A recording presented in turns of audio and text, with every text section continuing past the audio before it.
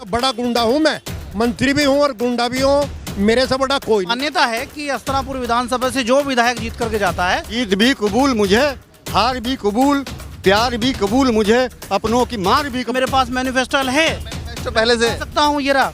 और इस बार ये बिल्कुल बहरे हैं, ना ये टीवी देखते, ना ये मोबाइल देखते। की आवाज मांग रहे थे तो गाड़ी पे ये चढ़ गई। सुनो मेरी बात सुनो, इनके लिए यही शब्द है माकूल, और कोई शब्द इनके लिए ये इस्तेमाल, इन्हें तो अपनी बेवकूफ़ी कहनी। अंधभक्त है या अंधभक्त, शर्म नहीं आनी। सुनो मेरी बात, सभ्यता के दायरे में आप सभ्यता के बात सभ्यता के बात सभ्यता के दायरे में बात करें आप, नहीं सभ्यता के दायरे में बात करें। एक रुक जा चाचा थोड़ा सा।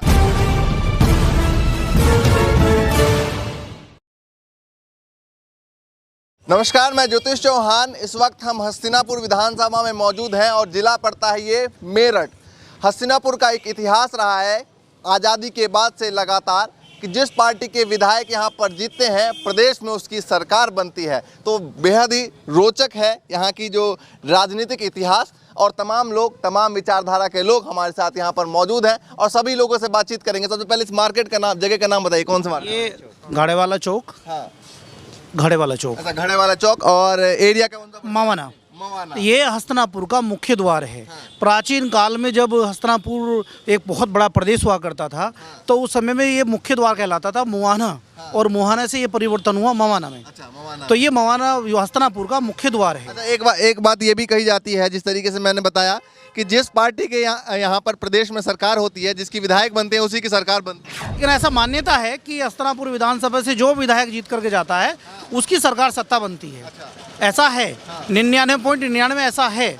लेकिन 1% एक बार ऐसा हुआ कि पार्टी बहन जी मायावती जी की थी और विधायक किसी और। अच्छा, विधायक एक बार हेर फेर हो गया है। तो ऐसा नहीं है, तो आज़ादी के बाद से बाकी सेम टू सेम चल रहा है। हाँ, बाकी सेम टू सेम चल रहा है। Same to same. आप बताइए भाई साहब, क्या लग रहा है कि क्या माहौल है हस्तिनापुर में? क्योंकि बताया जा रहा है कि भाई प्रदेश यहीं से तय होता है। प्रदेश का तय का ये मामला है। अखिलेश यादव जी के जितने विकास कार्य किए गए हैं, चाहे वो बच्चों को लैपटॉप देना हो या कोई सा भी फील्ड हो, अखिलेश यादव जी की पूरी 2022 में सरकार बनने जा रही है। ये सारी जनता इस बात को कह रही है। अच्छा, क्या लग रहा है कि कौन से मुद्दे पर इस बार चुनाव होगा? चुनाव होगा, विकास के मुद्दे पर चुनाव होगा, विकास के मुद्दों पर चुनाव होगा। क्या विकास बताइए? विकास जैसे अखिलेश जी के सरकार में लैपटॉप दिए गए, 100 नंबर डायल गाड़ी चलाई गई, बच्चों के लिए पढ़ाई का अच्छा इंतजाम किया गया। बहुत सारे विकास ऐसे थे जो बेरोजगारी भत्ता था। योगी जी की सरकार में अच्छा नहीं लगा? कुछ नहीं है, कुछ नहीं है। अच्छा, कुछ नहीं दे रही योगी सरकार, सिवाय चारों तरफ महंगाई के अलावा कुछ नहीं है, भ्रष्टाचार के अलावा कुछ नहीं है। तो सरकार तो फिर भी 350 400 पार, 350 पार का दावा कर रही है। इस बार नहीं होगा ऐसा, ये लफाजी है। ये कहने के वो होगा जब चुनाव डलेगा, मत खुलेंगे, सीट खुलेंगी, पता चल जाएगा क्या होना क्या नहीं होना है। क्या कहना चाहेंगे बताइए? देखिएगा, मैं आपके चैनल के माध्यम से ये बिल्कुल स्पष्ट कर रहा हूँ, यदि मोदी है तो देश सुरक्षित है और योगी है तो प्रदेश सुरक्षित है। अच्छा। यह सर्वविदित है। हमारी पार्टी ने, भारतीय जनता पार्टी ने प्रदेश में काम करके दिखाया है। ये भी मैं आपको बता देना चाहता हूँ, जितना विकास माननीय आदित्यनाथ योगी जी ने किया है, ये मेरे पास मैनिफेस्टो है, मैनिफेस्टो पहले से कह सकता हूँ ये रहा। और इस बात का गवाह है, जितना काम माननीय मोदी जी और योगी जी ने किया है, नहीं किया किसी ने। ये पूरा मैनिफेस्टो पड़ा। अब तक आप देखिए, स्वास्थ्य जैसी सेवाएं जो पहले से ही बाधित थी, आज आपके प्रदेश में 18 जगह पर मेडिकल कॉलेज बनने जा रहे हैं, मेडिकल सुविधा दी जा रही है। और तो और देखिए, कांग्रेस सरकार से लेकर के और अब तक की सरकार जितनी रही हैं, उन सरकारों के अलावा हमारी सरकार ने प्रत्येक व्यक्ति को 5 लाख का। किसान आंदोलन के बारे में क्या कहना? किसानों का जितना भला हमारी पार्टी में हुआ, अब मैं जिनको विरोध करना है, हमारी सरकार ने कहा, माननीय मोदी जी ने कहा, हमारे प्रधानमंत्री जी ने कहा कि यदि किसान बिल में आपको ये लगता है कि कहीं दिक्कत आ रही है, आप वार्ता कीजिए, मेरी वार्ता कीजिए, अपने प्रतिनिधि तो भेजिए, बात होगी। राकेश टिकैत, देखिए राकेश टिकैत जी का आप इतिहास उठा करके देखिए। राकेश टिकैत जी का इतिहास, वो अपने कहीं से उन्होंने कभी कोई चुनाव जीता हो, यहाँ तक कि उनकी किसानों के नेता है। किसानों के देखिए, नेता बनना नेतृत्व की क्षमता होनी चाहिए, उनमें नेतृत्व की क्षमता नहीं है। तो फिर आंदोलन कैसे था? आंदोलन, वही तो बात सोचने की है। ये अच्छी तरह से आने वाला 2022 का चुनाव वही किसान बताएंगे कि भारतीय जनता पार्टी फिर से सत्ता में आ रही है। अच्छा, ये बताइए, लखीमपुर खीरी में जो घटना हुई, इसको लेकर क्या कहेंगे? आदित्यनाथ योगी जी ने तत्काल एक्शन लिया है। जो दोषी है उन्हें सजा मिलेगी। उनके जो मंत्री जी के बेटा हो तो नेपाल चले गए। कोई भी है, दोषी कोई भी हो, दोषी को सजा मिलेगी। तो हमारी सरकार कथनी और करनी में फर्क नहीं करती है, जो दोषी है उसे सजा मिलेगी। नहीं, योगी आदित्यनाथ की सरकार में कहा जाता है, जिस तरीके से कहते हैं भैया योगी आदित्यनाथ जी और तमाम कार्यकर्ता, बीजेपी से आप भी हैं, तमाम कार्यकर्ता ये कहते हैं कि भाई हमारी सरकार में कोई भी गुंडा होकर भाग जाए उसको पकड़ के ले आते हैं। बताइए, यहाँ तो पहले से इतना माहौल पूरा उत्तर प्रदेश में बना हुआ है कि किसानों के ऊपर गाड़ी चढ़ा दी गई और वो जो है वो नेपाल चले गए। देखिए, मैं फिर आपको ये बता दूं, मैंने स्पष्ट आपसे कहा, दोषी कोई भी हो, दोषी को सजा मिलेगी, वो कोई भी हो। हमारी पार्टी निष्पक्ष निष्कपट काम करती है और जिनको इसको मुद्दा बनाना है वो मुद्दा बनाएगी, विरोधियों का काम मुद्दा बनाना है।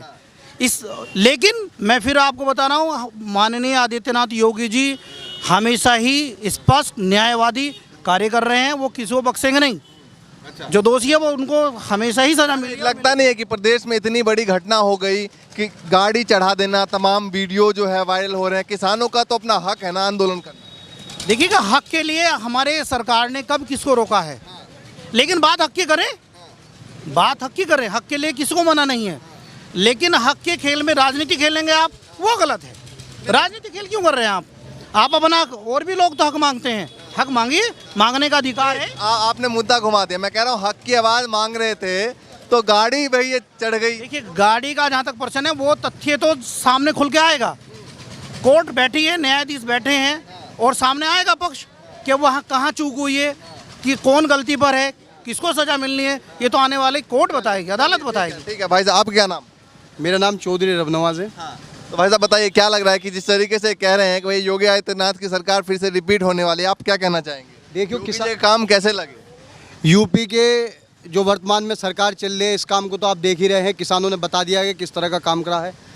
माननीय नरेंद्र मोदी ने 2 गुना आय की बात रखी थी किसानों की, आप देख ही रहे हैं। अगर 2 गुना आय अगर की हो जाती तो 10 महीने ये आंदोलन न चलता। ये देखिए, भारतीय जनता पार्टी के वर्तमान के केंद्रीय राज्य मंत्री के बेटे ने किसान जो अन्नदाता हमारे देश का है उसके ऊपर किस तरह से बर्बरता करते हुए 8 लोगों को मौत के घाट उतार दिया। और वर्तमान की सरकार जो आज देश में हुकूमत कर रही है, उसके बावजूद भी एक दोषी 302 का मुलजिम आज देश छोड़कर नेपाल चला गया। ये देखिए कितनी किसानों की अनदेखी हो रही है इस देश में। भ्रष्टाचार को आप देख रहे हैं। मुझे तो लग रहा है कि 2022 में माननीय मुख्यमंत्री अखिलेश यादव ही दोबारा से इस प्रदेश के मुख्यमंत्री बनेंगे। अखिलेश यादव तो समाजवादी पार्टी को फॉलो करते हैं? जी, अखिलेश को फॉलो करते हैं। अखिलेश यादव को फॉलो करते हैं। तो ये बताइए कि योगी आदित्यनाथ की सरकार में इस तरीके से कहा गया था कि भैया भयमुक्त प्रदेश, राम राज्य, क्या कहना? भैया, बलात्कार देख रहे हैं, भ्रष्टाचार देख रहे हैं, सारी चीज़ आपके सामने है, मीडिया के सामने है, देश के सामने है। अगर ये बेटी बचाओ बेटी अभियान का जो इन्होंने नारा दिया था, इसे देख रहे हैं कितने बलात्कार पर देश में डेली हो रहे हैं, सारा मामला चल रहा है। अब ठीक है, क्या कहना चाहेंगे? आप क्या नाम? मोहम्मद इसरार। क्या लग रहा है कि प्रदेश में योगी जी की सरकार रही, कैसे देख रहे हैं? योगी और मोदी हैं तो मुमकिन है। अभी एयरपोर्ट बिके हैं, रेलवे बिकी है, ये बिका है, वो बिका है। हो सकता है अगली योजना में अगर ये आ गए तो हमारे सर की टोपियाँ और पगड़ियाँ बेच दें। अच्छा, ये सिर्फ उसी नीति पे चल रहे हैं जो अंग्रेजों की नीति थी कि जो इनके खिलाफ बोलेगा उसको जेल में गिर दो या उनका एनकाउंटर करा दो। कौन लग रहा है बेहतर विकल्प? विकल्प MIM। अच्छा, हिंदुस्तान में एक लीडर है सिर्फ, हिंदू, मुस्लिम, दलित, सिख, ईसाई सबके लिए जो हक की बात करता है, असदुद्दीन ओवैसी, और कोई नहीं। और उत्तर प्रदेश के लिए मैं 1-2 शेर सुनाना चाहूँगा। बताइए। लिख के लाए हैं? लिख लाया हूँ। जीत भी कबूल मुझे, हार भी कबूल, जीत भी कबूल मुझे, हार भी कबूल, प्यार भी कबूल मुझे, अपनों की मार भी कबूल, प्यार भी कबूल मुझे, अपनों की मार भी कबूल। आजम हो नसीमुद्दीन हो कि हो गुलाम नबी आज़ाद, आजम हो नसीमुद्दीन हो कि हो गुलाम नबी आज़ाद, तुम दो तो सही मुझे, उनका इख्तियार भी कबूल। अच्छा, तो ये बताइए, आपने अभी कहा कि भैया हम इख्तियार है। सुनिए सही, हम सभी लोगों को साथ लेना चाहते, फिर 2 ही लोगों का नाम क्यों लिया? नहीं, तीनों का लिया मैं तो। कांग्रेस का भी है, सपा का भी है, बसपा का भी है। नहीं तो तमाम जो है तीनों मुस्लिम लीडर का आप नाम लिया, आप और भी धर्म के लोगों का नाम हमें लेना चाहिए। अब सुनो, हमें इख्तियार चाहिए ना। हमारी लीडरशिप उभरने देना चाहते हैं, हमारी शिक्षा बच्चों की, हमारी जो भी ज़रूरियात हैं नहीं पूरी हो रही हैं किसी तरह भी, तो हमें अपनी लीडरशिप चाहिए ना। जब हमारी लीडरशिप आएगी, हमारे MLA बैठेंगे जाके, हमारी बात करेंगे। भाई चौधरी अजीत सिंह थे, आपने कहा सबके मायावती जी हैं, दलितों का भला करती थी, अम्बेडकर का नाम अखिलेश यादव जी हैं, यादव का भला करते हैं, तो हमें तो कुछ नहीं मिलता। नहीं तो ये नहीं एक बात है, ये आपने कहा कि हम सबको साथ लेकर चलेंगे, आपने पहले ही कहा वर्ड है ना, हम सबको साथ लेकर चलेंगे। जब आप सबको साथ लेकर चलेंगे तो फिर आप खास धर्म की बात, मुख्यमंत्री तो हम इनको बना रहे हैं, यादव को या दलित को या पंडित को, मुख्यमंत्री तो नहीं बना रहे हैं हम तो मुख्यमंत्री पद मांग रहे हैं। दो यूपी में उप मुख्यमंत्री पद मांग रहे हैं, मुख्यमंत्री तो यही बन रहे हैं भाई। तो एक आरोप लगता है IMM पे, आप उसे कार्यकर्ता हैं? जी, मैं जिला महासचिव हूँ MIM का। सचिव है, तो एक आरोप लगता है कि भैया कहीं ना कहीं बीजेपी को सपोर्ट कर रहे हैं। नहीं, बीजेपी को सपोर्ट कहाँ कर रहे हैं आप? ये देखिएगा केजरीवाल यूपी में आकर इलेक्शन लड़ता, क्या है केजरीवाल का? वो वोट कटवा नहीं है। ममता बनर्जी आकर यूपी में लड़ती है, वो वोट कटवा नहीं है। टोपी वाला आकर यहाँ आ गया, वो वोट कटवा है। इनकी ये सब पार्टियों की एक तरह का इनका प्रोपेगेंडा है कि मुस्लिमों को इनको डराओ। भाजपा नहीं धार्मिक, देखो हम यहाँ मेरा आपसे निवेदन है, देखिए धर्म जाति की, धर्म और पार्टी कोई नहीं बोला, जो बात बोल कीजिए प्लीज, पार्टी की बात कीजिए, धर्म को लेकर बात नहीं करेंगे आप। धर्म हमारे लिए सब बराबर, कुरान उतनी अजीज है, गीता उतनी अजीज है, रामायण उतनी अजीज है, आप भी अजीज है। धर्म की बात नहीं करेंगे आप, खूब पार्टी की बुराई कीजिए लेकिन धर्म की बात नहीं करेंगे। यदि प्रधानमंत्री जी कभी किसी धर्म की बुराई करते हो या कोई सा भी मुख्यमंत्री हो बुराई करते हो तो आप मुझे बताइए, धर्म की बात नहीं। सुनो बात, देखिए दोनों सांप्रदायिक पार्टियां हैं, MIM हो या बीजेपी हो। मास्टर जी हमारे आदरणीय बड़े बुजुर्ग हैं, आपका बहुत धन्यवाद, आपने जो योजनाएं गिनाई अभी, ठीक है आपको, लेकिन दिख नहीं रहा अभी लखीमपुर खीरी में क्या हुआ। नई वीडियो डेली आ रही, आपका गृह राज्य मंत्री का लड़का फरार है, अब तक अरेस्टिंग क्यों नहीं हुई? आप बता देंगे उसको? नहीं बता पाएंगे आप जब देखिएगा, देखिए सरकार है बिल्कुल भ्रष्ट सरकार है, किसान विरोधी है, युवा विरोधी, दलित विरोधी, सबसे भ्रष्ट सरकार आज तक की उत्तर प्रदेश के अंदर है। तो माननीय योगी आदित्यनाथ जी की सरकार। देखिएगा, मैं आपको, भाई ये मेरे छोटे भाई हैं, आपने मेरा वक्तव्य जितने भी चैनल है, मैंने कभी किसी धर्म को लेकर के, किसी जाति को लेकर बात नहीं करी होगी। हमारी पार्टी की सोच है, हमारी पार्टी की सोच है कि हम उत्तर प्रदेश की एक एक व्यक्ति की बात करते हैं, किसी जाति और धर्म की बात नहीं करते। हम यदि विकास करेंगे तो संपूर्ण का करेंगे। अच्छा, युवा है, क्या कहना चाहेंगे? युवाओं को लेकर कौन बेहतर लग रहा है आपको विकल्प के तौर पे? हमें वो आदमी बेहतर है, पार्टी नहीं। मैं उस आदमी को बेहतर मानता हूँ जो राजनीतिक मतलब अपने धर्म से, जाति से ऊपर को वोट करे। क्योंकि अगर हम यह सोचकर वोट करेंगे कि फला मेरी जाति का है, फला मेरे धर्म का है, वो कल मेरे काम आएगा। लेकिन हमें यह नहीं भूलना चाहिए कि बुरा आदमी बुरा ही होता है। वह हमेशा मौके की वार में रहता है, तो मौका देखते ही वार कर देता है। बुरा बुरा होता है, इसलिए जाति धर्म से ऊपर। कौन लग रहा है जाति? कोई अभी उत्तर प्रदेश में कोई एक ऐसी पार्टी है, कोई ऐसे नेता है जो जाति धर्म से ऊपर होकर कर रहे हैं काम? दूध का धुला तो कोई नहीं है, लेकिन धार्मिक ध्रुवीकरण नहीं खेलना चाहिए, किसी को किनारे नहीं रखना चाहिए, मार्जिनाइज नहीं करना चाहिए। अब मैं आपको एक उदाहरण देता हूँ, कोई भी राजनीतिक पार्टी विकलांगों की बात नहीं करती है। क्यों? क्योंकि विकलांग संगठन खुद अपनी बात नहीं करते हैं। तो यानी सरकारी राजनीतिक पार्टियां इंतजार करती हैं कौन विरोध प्रदर्शन करे, फिर हम उसके लिए ऐलान करें और हम उसके हितैषी बन जाएं। ऐसा नहीं होना चाहिए। एक पर्टिकुलर आपको बेहतर नजर नहीं आ रहा? नहीं, दूध का धुला तो कोई भी नहीं है, कोई भी नहीं। अब आप एक बात बताइए, लखीमपुर का कांड हुआ है, वरुण गांधी और मेनका गांधी को तुरंत निकाल दिया गया मंत्रिमंडल से। इतनी जल्दी तो अजय मिश्रा को भी नहीं निकाला। क्यों? क्योंकि गलत का विरोध किया था उन्होंने। मैं मानता हूँ आदमी जिस पार्टी में रहे, लेकिन गलत का विरोध अगर करे तो उसमें कोई बुराई नहीं है। यही सर्व समाज का हित है, इसके अलावा और क्या हो सकता है? देखिए, सभी पार्टी को लपेटे में ले या और बताया कि भैया कोई भी दूध का धुला नहीं उत्तर प्रदेश में नहीं है, चाहे कोई भी पार्टी हो, कोई भी नेता हो। क्या कहना चाहेंगे? कहना, मैं लोकदल से हूँ। अच्छा, लोकदल से हैं। रतन सिंह है मेरा। मैं एक बात बताऊँ आपसे, ये जो विनोद सेंगर कौन है, एक महिला का वो था बलात्कारी, बीजेपी का विधायक था। ये जो हाथरस में केस हुआ था, रात को हिंदू लड़की, वो गरीब परिवार से थी, वो लड़की रात को ही जला दी थी। वे कौन थे जलाने वाले? वो बीजेपी के कार्यकर्ता थे। तब किसी बीजेपी के कार्यकर्ता को शर्म नहीं आई थी कि रात को, सुनो, रात को शर्म नहीं आई थी बीजेपी के को, ना योगी को, ना भोगी को, ना उसे मोदी को, किसी को नहीं आई थी। अगर एक हिंदू लड़की गरीब परिवार से, उसे रात को बिना उसके माँ बाप की इजाज़त के, उसके बाप की वो उसे बेचारी का मुंह भी नहीं देखने दिया, जलाती को पेट्रोल गिर के। हिंदू धर्म के अनुसार पेट्रोल गिर के नहीं जलाया जा सकता है। सुनो मेरी बात, सुनो, पहले मेरी सुन लो। फिर अब जवाब ले जाइए। हिंदू धर्म के अनुसार बाकायदा एक यो संस्कार है जलाना, मतलब जो अंतिम क्रिया है हमारी, यो हिंदू धर्म के अनुसार 16वां संस्कार है, आखिरी संस्कार। वो भी संस्कार इस योगी ने उसका पूरा नहीं होने दिया, होने तो नहीं दिया था। अच्छा, विनोद सागर, उसके पूरे परिवार का एक्सीडेंट करवा दिया था, इन्होंने किसी ने नहीं करा था। यो कोर्ट ने आदेश किए तब जाके उसके खिलाफ कार्रवाई हुई। अब सुन लो यहाँ क्या हुआ, यहाँ क्या हुआ। इसमें मिश्रा जी ने क्या करा, मिश्रा जी ने 3 दिन पहले चैलेंज कर दिया था वीडियो के माध्यम से, सालों देख लूँगा मैं वो गुंडा हूँ जो खैर भी बेचता हूँ और मतलब उसकी लकड़ी बेचता हूँ मैं, और नेपाल में मैंने 3 पेट्रोल पंप है, वो डीजल भी बेचता हूँ मैं, नंबर 2 से।